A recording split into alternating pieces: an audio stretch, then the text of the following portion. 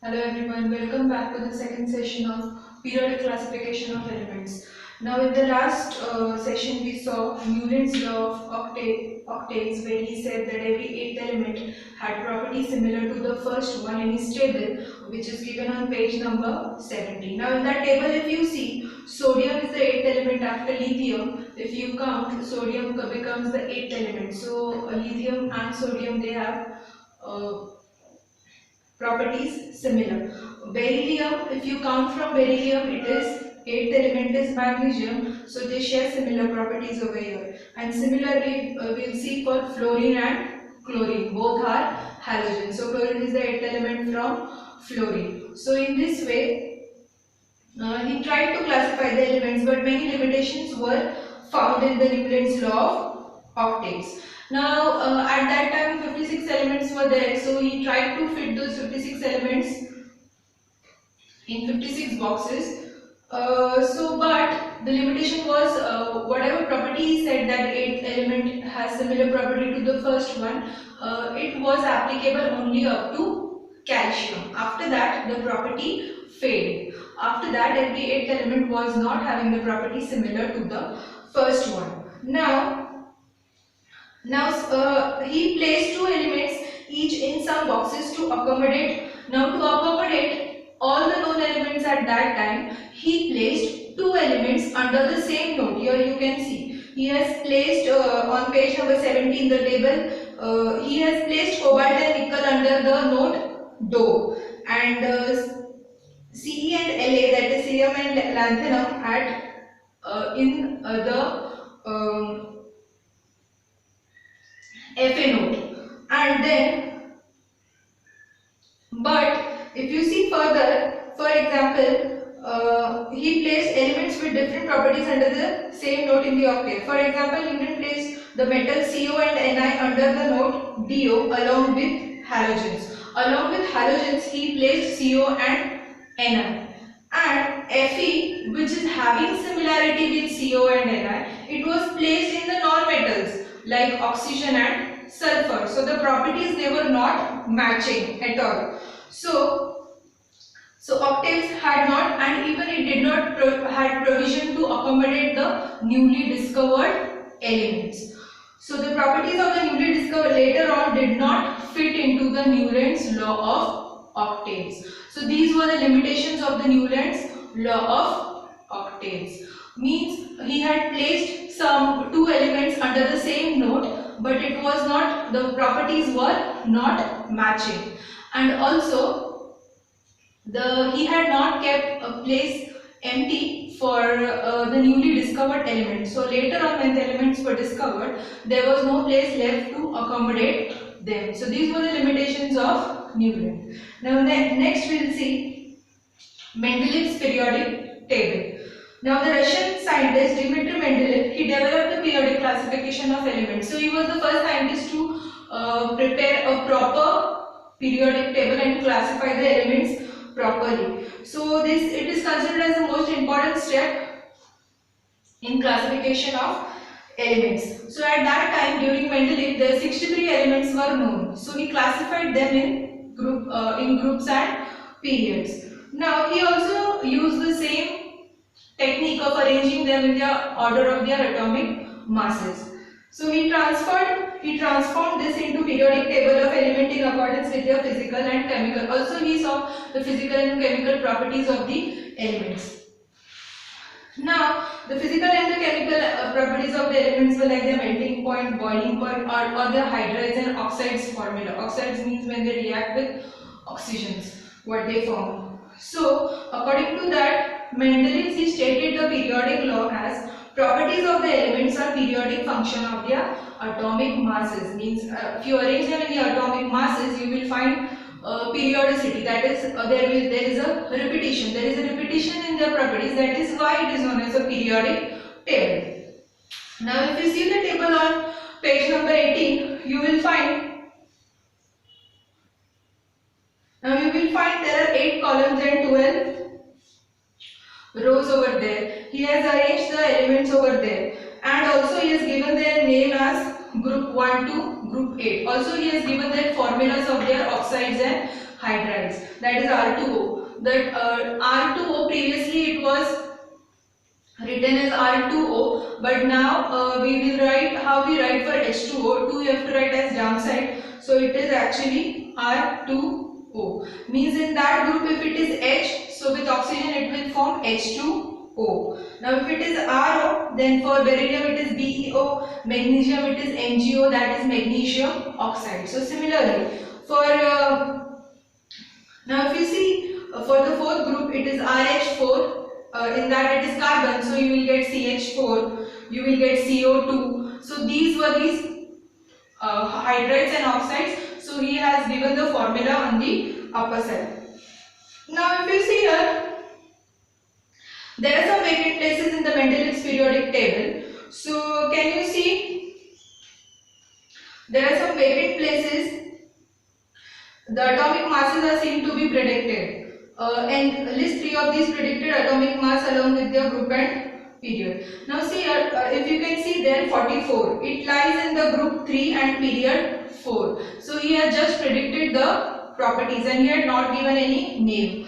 Now if you see 100, it is in group 7 and period 6. Also there is 72 which is in group 4 and period 5. So now, due to uncertainty in the names, as he was not sure about the names, he has given a question mark just beside the symbols. Like you can see there YT, DI, CE, ER and LA. Now all these things he was not sure about the names, so he has given a question mark in the periodic table. Now we'll see some of the merits of the Mendeleev's periodic table. Now, Mendeleev's periodic table, atomic masses of some elements. Now, atomic masses of some elements were revised as if first it was not correct and then they made correct. So, atomic masses of some elements were revised so as to give them proper place in the periodic table because it was arranged according to the atomic masses. Now, for example, the previously determined weight of beryllium was 14, but later it was corrected to 9.4. So beryllium was placed before boron. Now Mendeleev kept vacant places in the periodic table for elements not discovered. So he had kept vacant places for elements which were not discovered. Now in new lens he did not keep any vacant places, so newly discovered elements were not able to fit in that table. Now here he kept, now see 3 of these elements were given as name: Eka boron, Eka aluminium and Eka silicon from their neighbors, and their atomic mass was indicated as 44, 68 and 72. Now you can see in the table 48, 60, 44, 68 and 72 just below the aluminium side of zinc. Now these he had just predicted the properties and he has given names as Eka boron, Eka aluminium and Eka silicon. Not only this, but the properties also predicted later on these elements were discovered and named as scandium, gallium and germanium respectively. Means that 44 atomic mass it was for scandium, 68 was for gallium and 72 was for germanium, and whatever properties he had predicted it were nearly same. Now the properties of the elements matched well with those predicted in the Mendeleev's by Mendeleev. Now due to this success, all were convinced that importance of Mendeleev periodic table and this method of classification was accepted immediately. So whatever he had predicted before the elements were found or discovered, all the properties were matching. So if you see the table also there, actual and predicted properties. So if you see Eka aluminium, which was actually gallium, if you see there atomic mass, its prediction was 68, but it came to be 69.7, which was very close to his prediction. Then density, which is 5.9, and here it is 5.94. Melting point, he had considered it very low and it came to be 30.2, and the formulas of chloride and oxide. So whatever properties he had predicted, it came close to that element when it was discovered. Now there were no places for noble gases in the Mendeleev's original periodic table. Now argon, neon, these noble gases, or we can call as inert gases because they don't react. So there were no Noble gases such as helium, neon, argon were discovered towards the end of the 19th century. So Mendeleev created a zero group. So he created a zero group after this creation so that the original table will not be disturbed, and he placed those gases, noble gases, in that zero group, and it fitted well in that group.